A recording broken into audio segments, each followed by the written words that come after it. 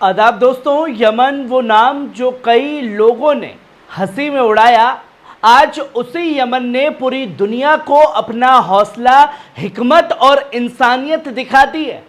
जो लोग यमन के हमलों को आज यमन ने बहुत बड़ी गलती बता रहे थे, आज वही अपने बयान पर शर्मिंदा हैं, क्योंकि अल्टरनेटिव सी जहाज से 11 लोगों को यमन की सेना ने खुद बचाया है।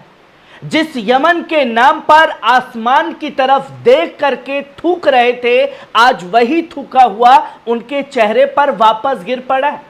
ये वही यमन है जो नारे नहीं, अमल से जवाब देता है। जंग से भी इंसानियत जिंदा रखकर दुनिया को दिखा दिया कि ज़मीर क्या होता है। जो सारे देश यमन के ऊपर इस हमले को लेकर चढ़ाई कर रहे थे, असल में अब वो पल आ गया जो यमन ने एक 6 मिनट की वीडियो जारी करके तहलका मचा दिया।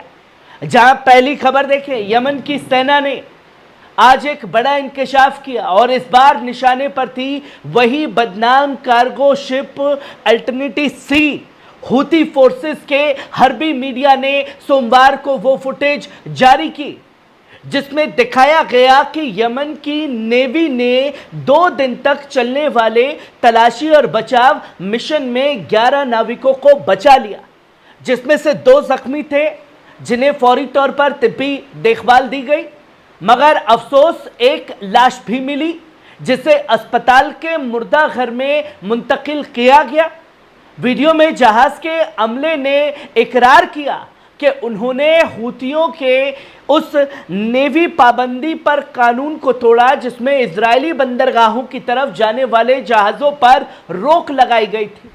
उन्होंने माना कि जहाज की असली मंजिल थी इजरायली बंदरगाह इलात, जिसे इजराइल ने कब्जा करके नाम दिया।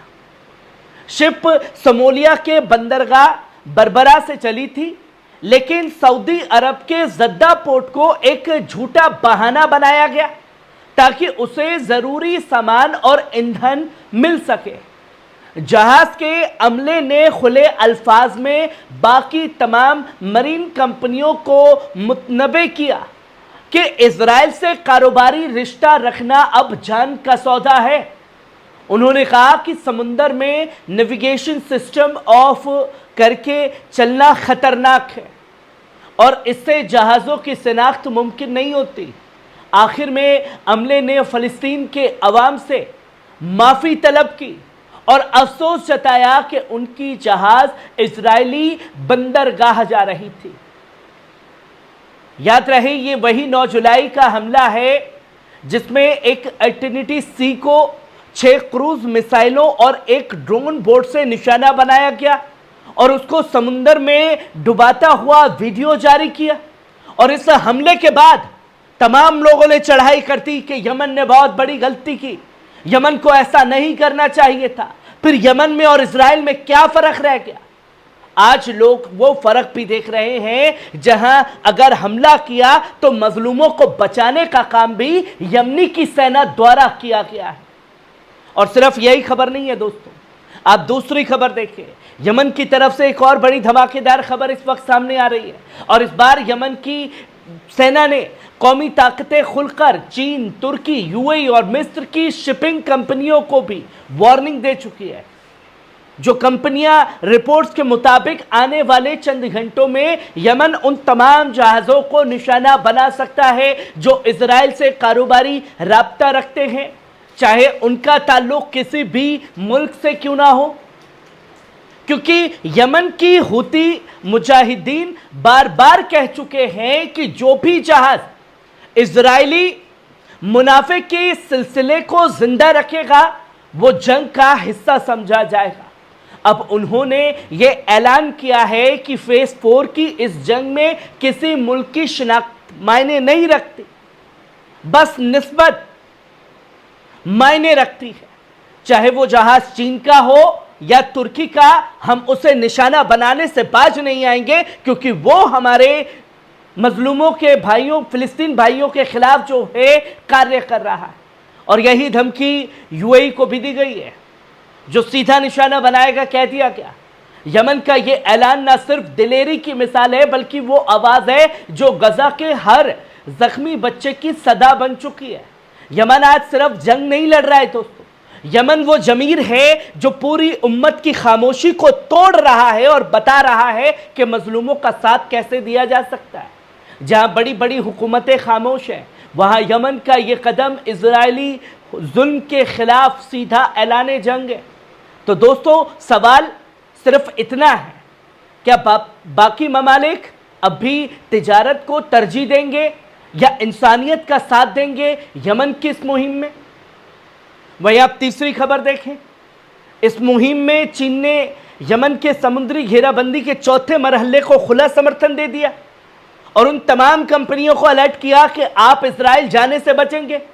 इस वक्त समुद्र से एक बड़ी सियासी गूंज सुनाई दे रही है और इस बार चीन ने खुलकर यमन का साथ देने का ऐलान कर दिया। दोस्तों, चीन ने ऐलान किया कि वो यमन की नेवी की चौथी मरहले की स्कीम यानी फेज 4 ऑफ नेवल ब्लॉकेड का पूरा समर्थन करता है।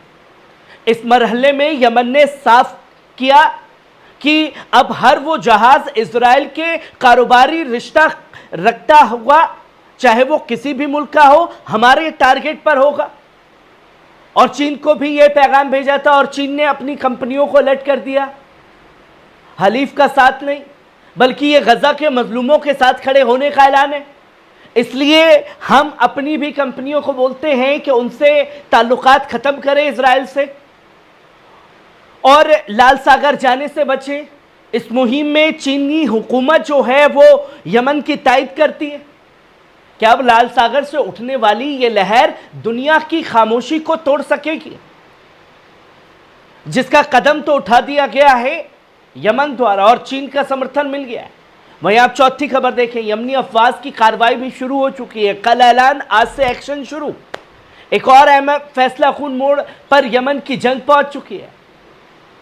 यमनी नेवी ने इस वक्त एक बड़ी कार्रवाई की शुरुआत कर दी है दोस्तों, और मकसद बिल्कुल वाजे कर दिया है कि इजराइल की माशियत को झटका देना और उसके बंदरगाहों का दम घोटना हमारा सबसे बड़ा लक्ष्य है। रिपोर्ट्स के मुताबिक यह कार्रवाई इजराइल के तिजारती नेटवर्क को लकवा मारने के लिए प्लान की गई है ताकि उसकी इकोनॉमी मिशनरी जंग के मैदान में बिखर जाए। यमन का ये स्ट्रेटजी वॉर नहीं, ये माली नाकाबंदी है इकोनॉमिक ब्लॉकेड की, जिसमें इसका असर सिर्फ एक बंदरगाह तक महदूद नहीं रहेगा बल्कि इसका असर पूरे इजरायली तिजारती निजाम पर पड़ेगा।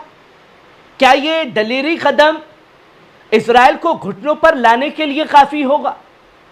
अगले कुछ घंटे शायद इस जंग की सबसे बड़ी कहानी लिखने वाले हैं, जिसकी तस्वीरें लोगों के सामने आएंगी, क्योंकि पहले उन जहाज़ों को टारगेट किया जा रहा था जो इजराइल के साथ शुरू से थे और काम कर रहे थे, और अब उन जहाज़ों को भी टारगेट करने का ऐलान कर दिया गया जो यमन के साथ भी अच्छा ताल्लुक रखना चाहते हैं और इजराइल के साथ भी। अब वो वक्त ख़त्म हो चुका है कि आप दोनों को साथ में लेकर के चलें, एक को चुनना पड़ेगा, जिसमें चीन ने तो कदम उठा दिया। क्या तुर्की और यूएई भी चीन की तरह स्टैंड दिखा पाएंगे? ये सबसे बड़ा सवाल खड़ा हो जाता है दोस्तों। कैसी लगी खबर? कमेंट बॉक्स में आकर के अपनी राय जरूर दीजिएगा। शुक्रिया।